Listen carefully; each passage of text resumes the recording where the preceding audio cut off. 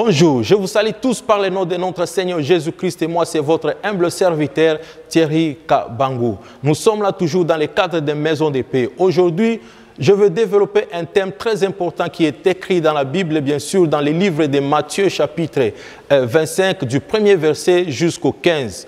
Nous allons lire ça par le nom puissant de Jésus-Christ. Il s'agit des 10 vierges femmes. Nous allons lire ça au nom puissant de Jésus-Christ. Alors le royaume des cieux sera semblable à 10 vierges qui prirent leurs lampes pour aller à la rencontre de l'époux. 5 d'entre elles étaient folles et 5 sages. Les folles, en prenant leurs lampes, ne prirent pas de l'huile avec elles, mais les sages prirent avec leurs lampes de l'huile dans des vases. Comme l'époux tardait, toutes s'assoupirent et s'endormirent. Au milieu de la nuit, il y eut un cri. Voici l'époux sortait à sa rencontre. Alors toutes ces vierges se levèrent et se préparèrent leurs lampes. Les folles dirent aux sages, donnez-nous de votre huile, car nos lampes s'éteignent. Les sages répondirent, non, il n'y en aura pas assez pour nous et pour vous. Allez plutôt chez ceux qui en vendent et achetez-en pour vous. Pendant qu'elle allait en acheter, l'époux arriva, celles qui étaient prêtes entrèrent avec lui au festin des noces et la porte fut fermée. Plus tard, les autres vierges arrivèrent aussi et dirent, « Seigneur, Seigneur, ouvre-nous. » Mais il répondit, « En vérité, je vous l'ai dit, je ne vous connais pas. Veillez donc puisque vous ne savez ni le jour ni l'heure. » Ça, c'est bien sûr l'histoire et la parabole de notre Jésus-Christ qu'il a donnée à ses disciples. C'est la parabole des 10 vierges.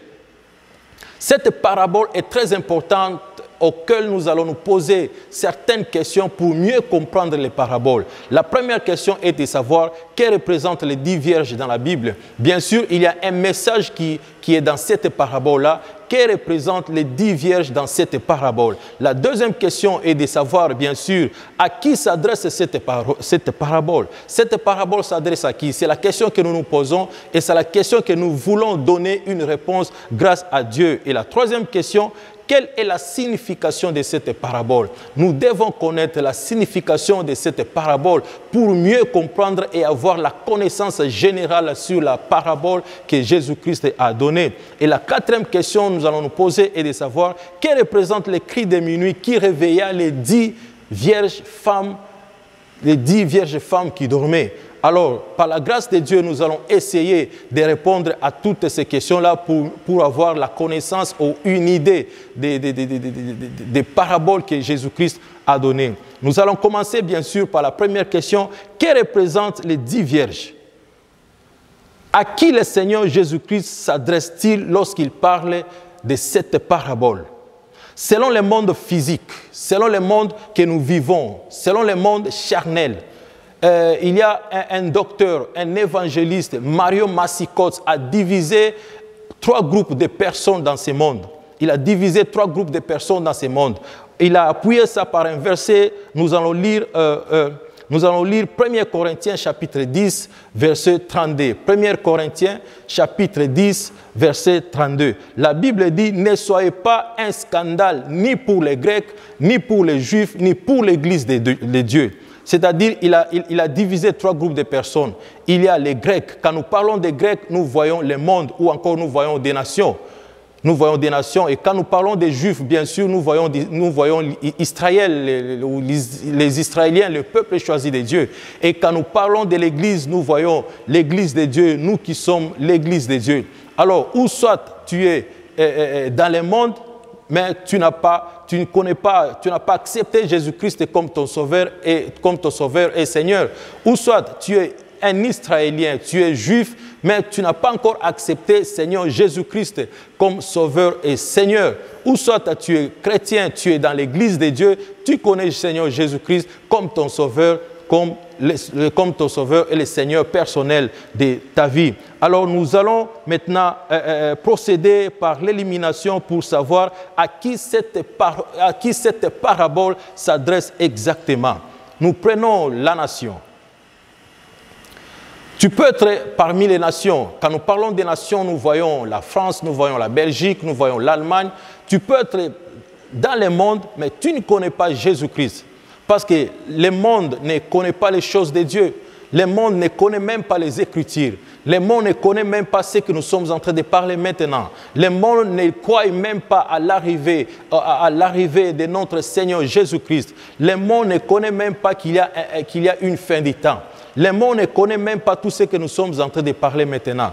C'est pour vous dire que cette parabole ne s'adresse pas au monde, parce que le monde ne connaît pas les choses de Dieu. Le monde ne connaît pas ce que nous sommes en train de parler maintenant. En tout cas, cette parabole ne s'adresse pas au monde pour dire que nous éliminons le monde. C'est-à-dire, la parabole ne s'adresse pas au monde. Nous prenons maintenant le deuxième groupe, c'est les Juifs. Bien sûr, nous savons que les Juifs, c'est le peuple choisi de l'Éternel. Et quand nous voyons les Juifs dans nos idées ou dans notre pensée, nous croyons que les Juifs sont des croyants, sont des premiers chrétiens.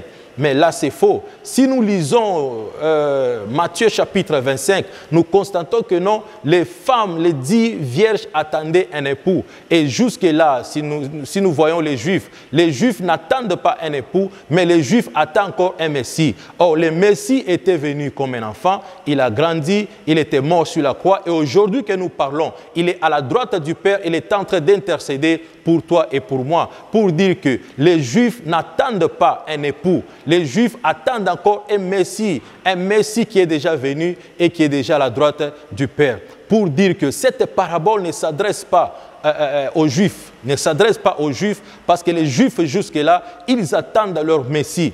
Mais ils attendent leur Messie, le Messie est déjà venu et parti. Cette parabole ne s'adresse pas aux Juifs.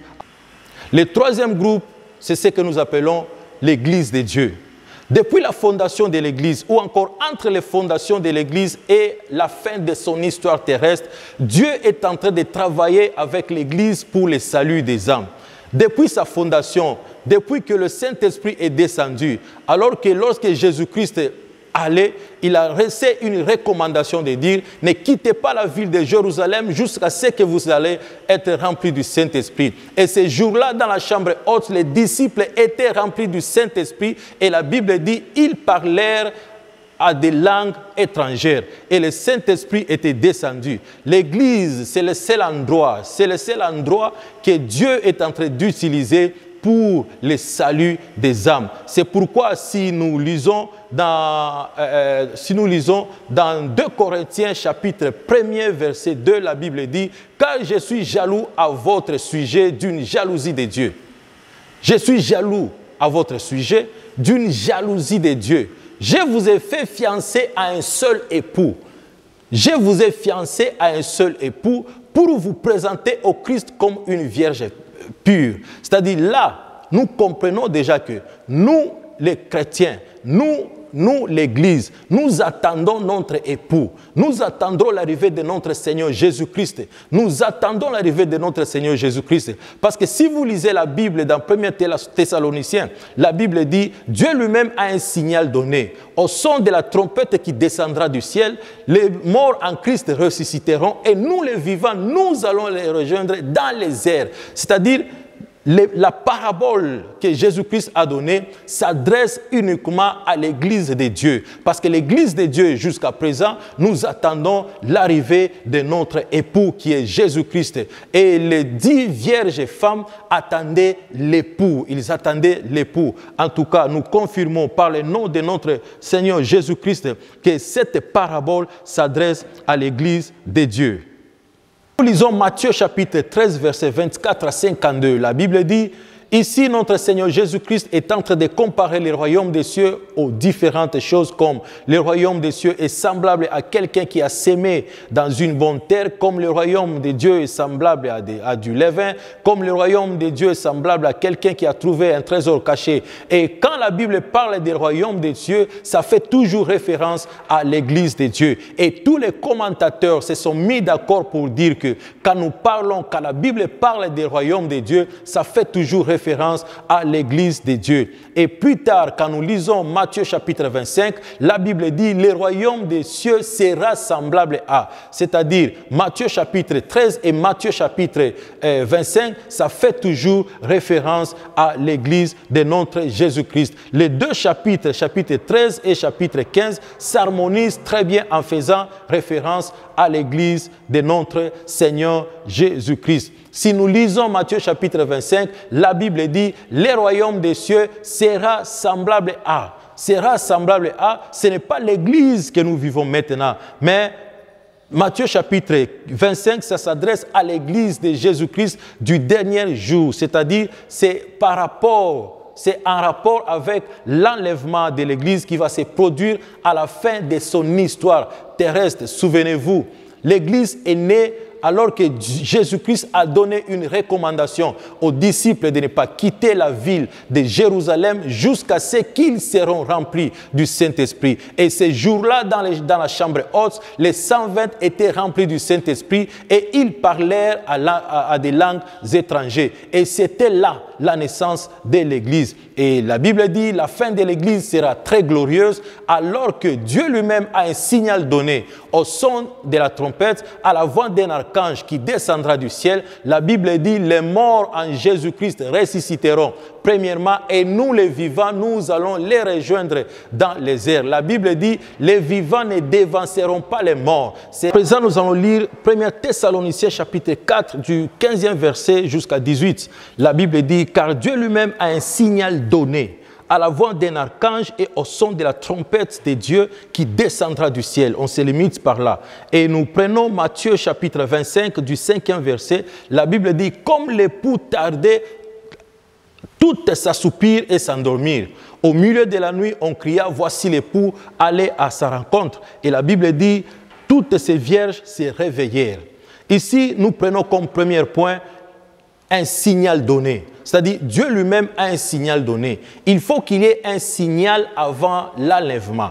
L'enlèvement ne sera pas avant le signal. Il faut qu'il y ait d'abord un signal et après ce signal-là, il y aura l'enlèvement. Et ce signal, dans Matthieu chapitre 25, s'appelle le cri de minuit. C'est le cri de minuit qui a réveillé les 10 vierges qui s'endormaient encore. Et le deuxième point nous prenons, c'est la voix d'un archange. La Bible dit, à la voix d'un archange et au son de la trompette qui descendra du ciel. La voix d'un archange, dans le Matthieu 25, la Bible dit, voici l'époux, allez à sa rencontre. C'est l'ange qui a dit, voici l'époux, allez à sa rencontre. Et la trompette le troisième point, c'est la trompette de Dieu se fera entendre. Partout où tu seras, où que tu vas te trouver, la trompette de Dieu, lorsque la trompette de Dieu va sonner, ça sera la fin même de l'histoire terrestre de l'Église de Dieu. Ça sera vraiment la fin et cette fin-là sera très glorieuse. Nous voyons que cette parabole de 10 vierges s'harmonise parfaitement avec 1 Thessaloniciens chapitre 4 verset 15 qui nous parle de l'enlèvement. C'est parce qu'il y a eu un signal donné. Et ce signal-là, c'est le cri de minuit. C'est le cri de minuit qui a réveillé les 10 vierges qui dormaient. C'est le cri de minuit qui a réveillé les 10 vierges. Et celui qui a crié, c'était l'ange, c'était un archange. C'est pourquoi nous disons que Matthieu chapitre 25 et 1 Thessaloniciens chapitre 4, ces versets-là, ça s'harmonise parfaitement. En terminant cette parabole, nous constatons plusieurs choses. Et le premier point, il ne peut jamais avoir l'enlèvement sans les cris de minuit. Il faut d'abord qu'il y ait un cri de minuit. Il faut d'abord qu'il y ait un signal. Parce que la Bible dit, Dieu lui-même a un signal donné. Il faut d'abord qu'il y ait un signal avant de passer à l'enlèvement. Là, c'est le premier point. Et le deuxième point, l'Église ne peut jamais être enlevée sans que le signal n'a été donné. C'est-à-dire, Dieu va nous donner un signal. Dieu va nous donner un signal. Et ce signal, c'est le cri de minuit. Et le troisième point, ce ne sont pas tous les croyants qui seront enlevés dans nos églises. Parce que dans l'église, il y a les bons bleus, dans l'église, il y a les livrés, dans l'église, il y a les païens, dans l'église, il y a les chrétiens, dans l'église, il y a toutes sortes de gens. Et le quatrième point, c'est quoi le cri de minuit qui a précédé l'enlèvement? Et le cinquième point, il y a un intervalle entre le cri de minuit et l'enlèvement. Et l'autre point, c'est quoi l'huile qui se trouvait dans les lampes des 10 vierges? Et le dernier point, une préparation est nécessaire, sinon toutes les 10 auront été enlevées. Vous savez, il faut toujours bien se préparer. Selon moi, la préparation des 10 vierges n'a pas été commencée.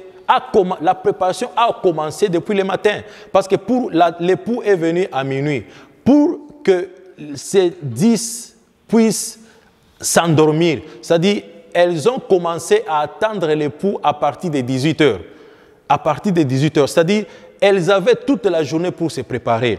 Elles avaient toute la journée pour se préparer. La Bible dit les folles ne s'étaient pas préparées, ne prirent pas de l'huile, mais les sages prirent avec leurs lampes de l'huile dans des vases. C'est-à-dire, les folles ne s'étaient pas préparées et les sages se sont préparés et elles ont pris des réserves dans leurs vases. Vous savez, tous les accomplissements de la vie sont les fruits d'une bonne préparation. Et la préparation demande toujours un sacrifice. Et dans les sacrifices, il y a toujours la volonté de faire quelque chose. C'est pendant la préparation que Dieu nous positionne. C'est pendant la préparation qu'il y a la grâce de l'Éternel. C'est pendant la préparation qu'il y a toujours la faveur. Si vous lisez dans les livres d'Esther, la Bible dit Esther avait une très grande beauté. Alors que la reine Vachi a désobéi aux ordres du roi. Alors le roi cherchait une autre femme pour prendre en mariage. On a appelé toutes les filles de cette ville-là. Et parmi lesquelles il y avait Esther. Esther n'avait ni père ni mère. Mais la Bible dit Esther avait une très grande beauté. Mais ce qui me surprend, c'est que Esther aussi s'est préparée comme les autres. Or, Esther pouvait dire que non, moi je suis belle, naturellement je suis belle, je ne peux pas me préparer. Mais Esther s'est préparée malgré, la Bible dit, elle avait une grande beauté. Pour dire que la préparation est très importante dans la vie, la préparation est très importante dans tout ce que tu es en train de faire. La préparation est très importante, c'est la préparation si tu prépares quelque chose avec Dieu, si tu prépares quelque chose dans la prière, si tu prépares quelque chose à genoux, tu vas attirer la présence de Dieu, tu vas attirer Dieu de s'adhérer dans tout ce que tu es en train de faire, tu vas attirer Dieu d'être avec toi dans toutes tes démarches et tu verras les résultats d'une bonne préparation. Amen.